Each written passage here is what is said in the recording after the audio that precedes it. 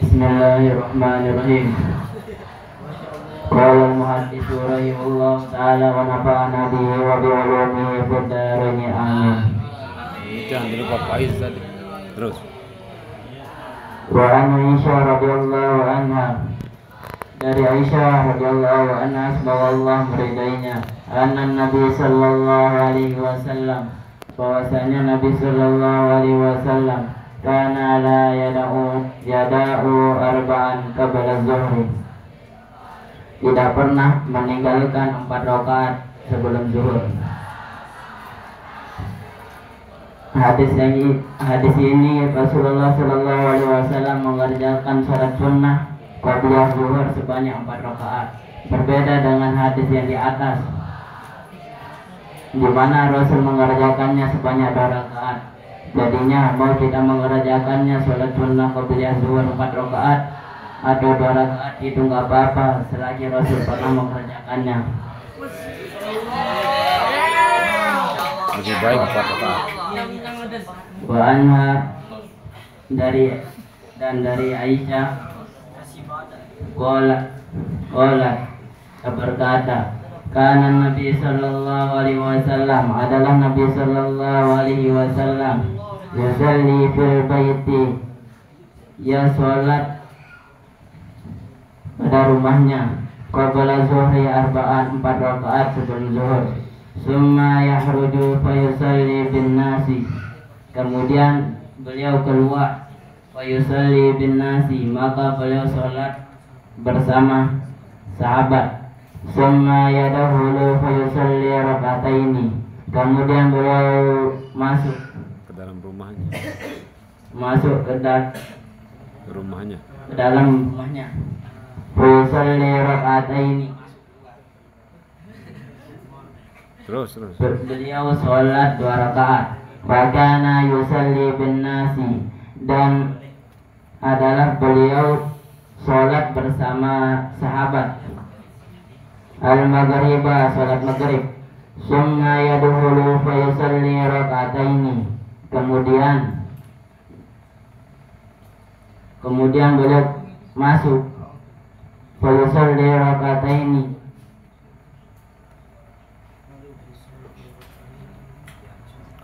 beliau sholat 2 rakaat. Fayusalli bin nasi, dan beliau sholat bersama sahabat. Al-isya, sholat isya. Wa yadkhulu baiti fayusalli raka'ataini, dan beliau masuk beliau masuk di rumahnya. Yusalli raka'ataini, beliau sholat 2 rakaat. Rawahu Muslim. Di sini Rasul lebih suka sholat sunnah di rumah daripada di masjid, karena di rumah Rasul bisa lebih khusyuk dalam sholat sunnah. Wa an Ummi Habibah radhiyallahu anha, dari Ummi Habibah semoga Allah meridainya, qala berkata, qala Rasulullah sallallahu alaihi wasallam, bersabda Rasulullah sallallahu alaihi wasallam, man hafadha ala arba'i rakaatin, barang siapa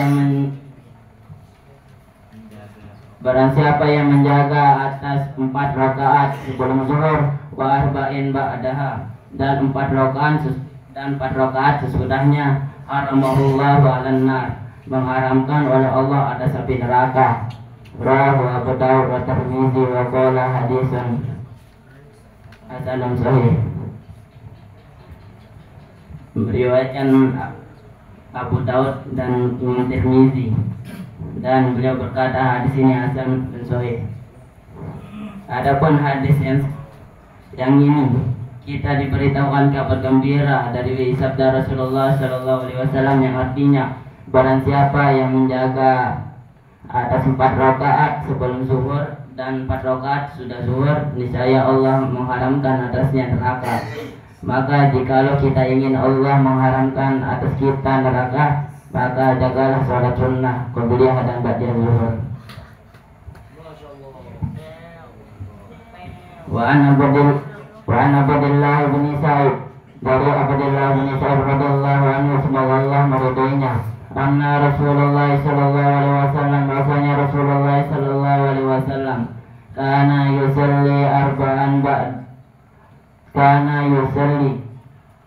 adalah yusalli arba'an ba'da antazula syamsu qabla zuhri. Adalah beliau sholat 4 rakaat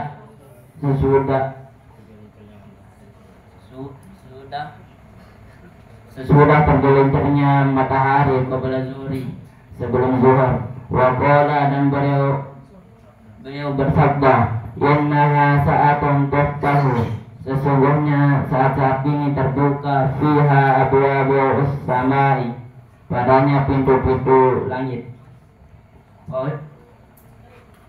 Uhibbu an yas'ada li fiha amalun salihun, maka aku ingin amal-amalku dinaikkan pada waktu seperti ini. Rawahu Tirmidzi, meriwayatkan Imam Tirmidzi. Waqala, akan berkata hadis pun hasan. Di hadis yang ini kita dikasih tahu bahwa Rasulullah SAW melakukan sholat sunnah qabla zuhur 4 rakaat ketika tergelincirnya matahari, dan di saat itu waktu di mana terbukanya pintu-pintu langit, dan beliau suka ketika diangkat amal solehnya beliau sedang sholat. Wa an Aisyah radhiyallahu anha, dari Aisyah semoga Allah meridainya, anna Nabi sallallahu alaihi wasallam, bahwasanya Nabi sallallahu alaihi wasallam kana idza lam yusalli arba'an qabla zuhri, adalah apabila Nabi tidak melakukan 4 rakaat sebelum zuhur, shallahunna ba'daha, maka Nabi mengerjakannya setelahnya. Ketika Rasul tidak mengerjakan sholat sunnah qabliyah, maka Rasul mengerjakannya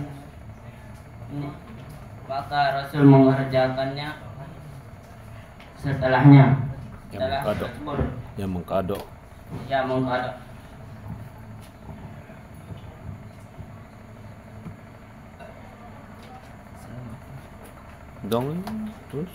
Allah